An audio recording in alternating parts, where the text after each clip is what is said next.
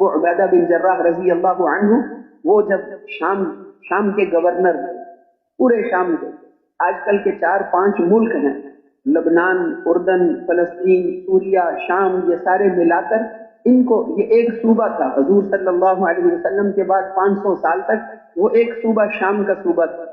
حضرت عمر امیر المومنین اور شام کے گورنر ابو عبیدہ بن جراح۔ حضرت عمر رضی اللہ عنہ شام تشریف لائے اور فرمایا کہ میں اپنے بھائی کا گھر دیکھنا چاہتا ہوں۔ جب بھی ملتے ہیں مسجد میں، انہوں نے کہا امیر المومنین میرا گھر دیکھ کے آپ کو سوائے رونے کے اور کچھ نہیں ملے گا۔ ان کا نہیں، دکھانا پڑے گا، کیسا گھر، اتنے بڑے ملک کا گورنر ہے، انہوں نے کوئی اچھا گھر تو نہیں بنا لیا۔ حضرت عمر فکر کرتے تھے، اور پھر انہوں نے کہا بہت اچھا، میرے ساتھ چلیے۔ جب وہ نماز پڑھ کر گئے، چلتے چلتے دمشق شہر تھا، دمشق شہر ختم ہو گیا۔ حضرت عمر نے فرمایا مجھے کدھر لے کر جا رہے ہیں؟ اور ایک جھونپڑا تھا کہ امیر المومنین یہ میرا گھر ہے۔ وہاں گئے تو وہاں کوئی سامان بھی نہیں تھا، ایک صرف مصلی تھا۔ کہا یہاں تو کوئی سامان ہی نہیں، کھانا کس چیز میں کھاتے ہو؟ حضرت عمر رضی اللہ عنہ نے پوچھا تو انہوں نے چھت میں ہاتھ ڈال کر ایک پیالہ نکالا، اس میں روٹی پانی میں بھگوئی ہوئی۔ امیر المومنین میری بیوی فوت ہو گئی، محلے کی ایک عورت ہے، وہ موٹی موٹی روٹی بناتے تھے، وہ روٹیاں پورے ہفتے کی اکٹھی بنا دیتی، تو وہ بہت سخت ہوتی ہیں، میں صبح چھوٹی چھوٹی کر کے پانی میں ڈال دیتا ہوں، رات تک وہ نرم ہو جاتی ہیں، رات کو چبا کے کھا کے سو جاتا ہوں۔ اور میں بستر ہی کوئی نہیں تمہارے گھر میں، کسی مسلح پہ نماز پڑھتا ہوں، اسی پہ سو جاتا ہوں۔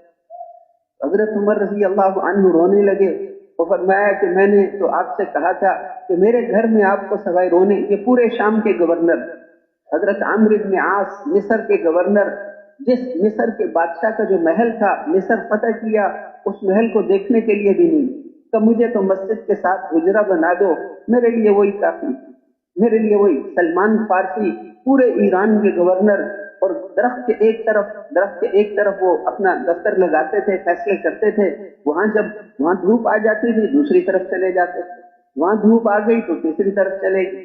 یہ پورے ایران کے گورنر، لوگ ان کے کپڑوں سے بچے مذاق کرتے، لوگ کہتے ایسا نہ کرو گورنر صاحب ہیں، تو کہتے تھے ان کو کچھ نہ کہو، اچھے برے کا تو مرنے کے بعد پتہ چلے گا، اچھے برے کا تو مرنے کے بعد پتہ چلے گا۔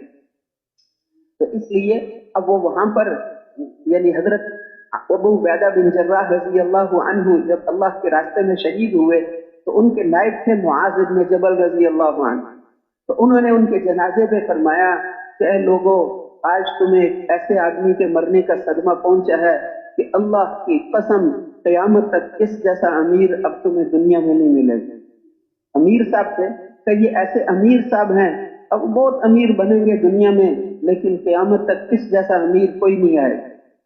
پھر فرمایا میں دلیل دیتا ہوں، ایسے ہی نہیں کہہ رہا، پھر فرمایا یہ اللہ کو راضی کرنے میں سب سے آگے، گناہوں میں سب سے دور، امر بالمعروف اور نہی عن المنکر میں سب سے آگے، امت کے سب سے زیادہ خیر خواہ، مسلمانوں کے سب سے زیادہ خیر خواہ، اور ایسے اور ایسے اور ایسے اور ایسے ان کی بہت ساری صفات گنوائی، یہ ایسے تھے، یہ ایسے تھے، یہ ایسے تھے۔ اس لیے حضرت عمر رضی اللہ عنہ خلیفہ تھے، وہ اتنا روئے